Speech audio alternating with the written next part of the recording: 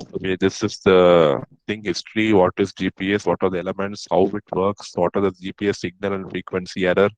Future of GPS and conclusion. So navigating by stars was the mostly widely used for centuries, but GPS project was developed in 1973 to overcome the limitations of previous navigation systems.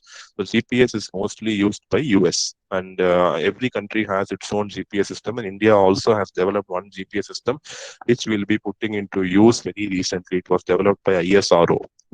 Okay, so this GPS in Google Maps, whatever we are using, is developed by US, and it is running.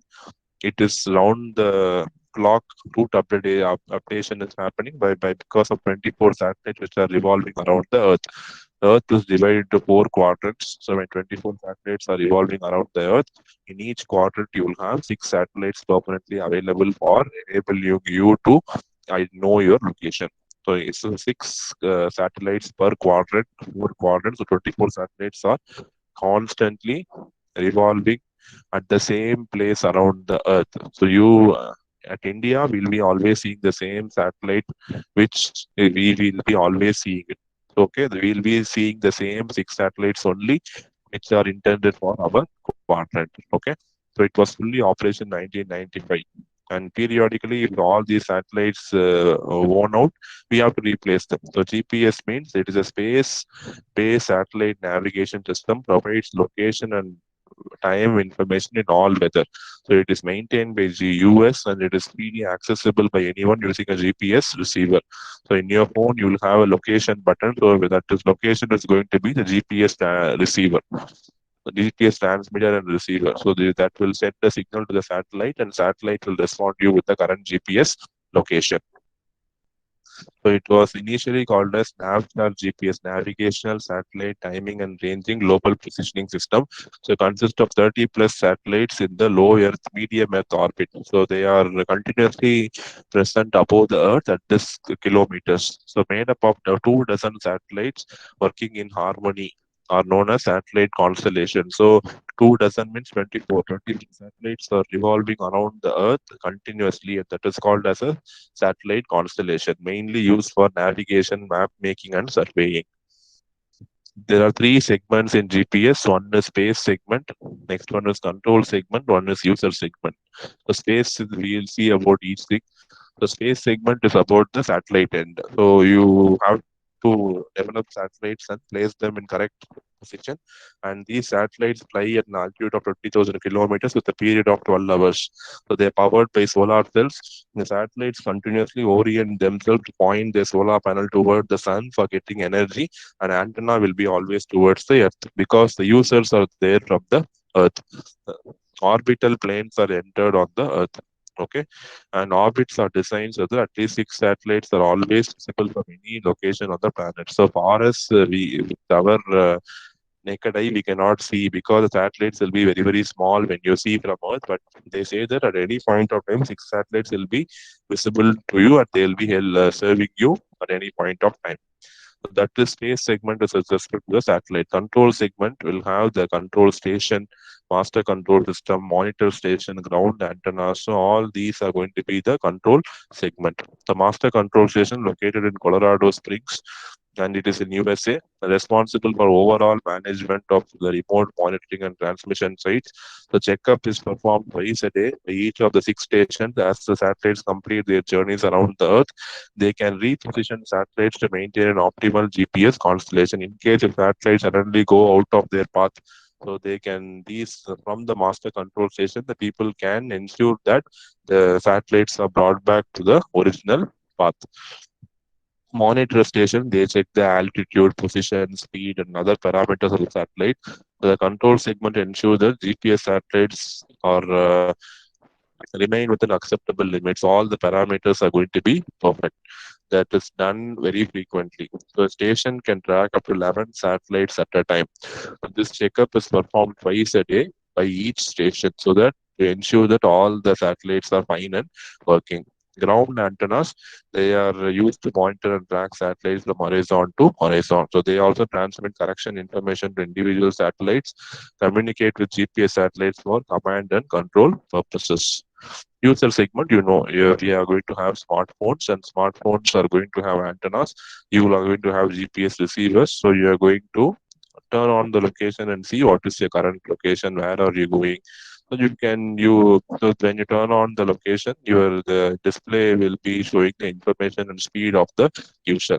So you will have a number of channels, and you can see which channel you want to pick. So as of the recent receivers usually have 12 and 20 channels. So this is a simple thing how a ground segment and monitoring station and user segment are operating. The user, he will request the route to satellite, and he will be getting the information from the satellite. And the satellites will take an orbital path around the Earth. So working principle, you can find one's location if you know the distance from other already known locations. So that is what, if you have a known location, you can find your location easily. So things which need to be determined, you need to have the current location of GPS satellites, the distance between the receiver's position and the GPS satellites. So the GPS satellite positions are fixed, right? So if you know the current position of all these satellites, you can find your position very, very easily. So GPS satellites are orbiting at a height of 11,000 miles from the Earth. So the orbits and location of satellites are always known well in advance. The GPS receiver will store the information in the almanac. Okay.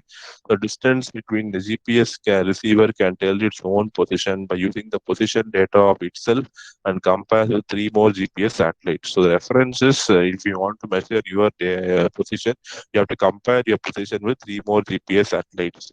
Okay, that method is called as trilateration method. See, it is given in the last line. So by measuring the time taken by the radio signal to transmit to the satellite and receive it back, you can easily find out the distance. Distance equal to speed into time. And the radio waves will travel at the velocity of light, speed of light 3 to 10 power 8 meters per second. So having known about that, you can easily find the distance using trilateration method.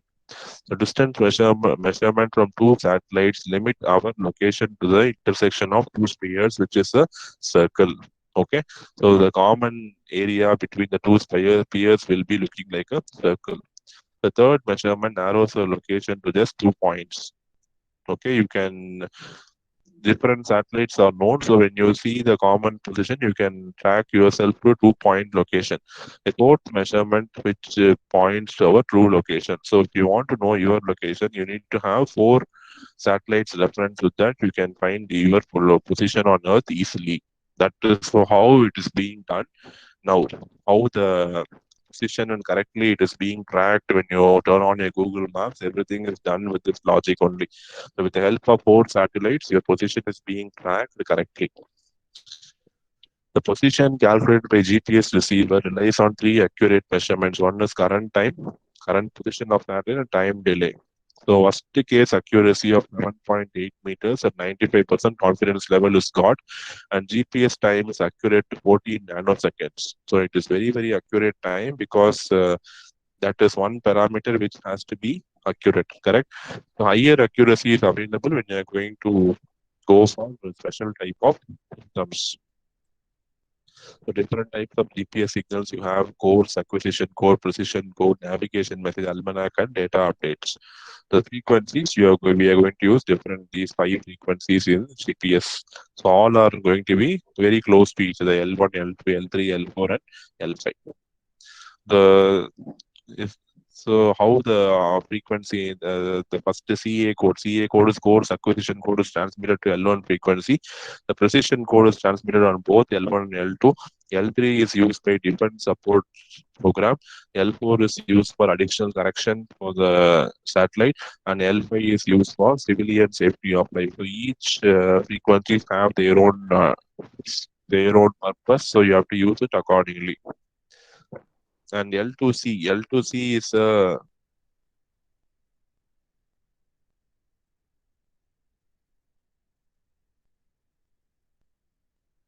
So L2C is a civilian GPS signal designed to meet the commercial needs. So it enables ionospheric correction technique that boosts accuracy. So it delivers fast signal acquisition, enhanced reliability, and greater operation range. So L2C broadcasts at a high effective power, making it easy to receive under trees and even indoors. So sources of error: either satellite clock will have error, or receiver clock will have error, or GPS jamming. Okay, so these are the sources of signal errors which you might have, an atmospheric error because of the signal which is disrupted, because of the signal which is disrupted by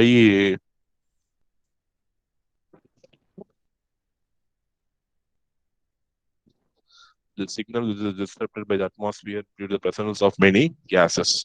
Multipath error, which is also there in your signal when the signal is taking different paths to reach your receiver. Precision monitoring. So you have dual frequency monitoring. So you have carrier phase enhancement related to kinematic positioning. So how to precisely monitor the location of your GPS satellites and different the technicalities are given here. We need not go in depth into the thing. And you have augmentation system based on two things, NDGPS and VAS. NDGPS is based on ground-based augmentation, which is going to have increased accuracy. And the WAAS could be satellite-based augmentation, which supports aircraft navigation across the North America.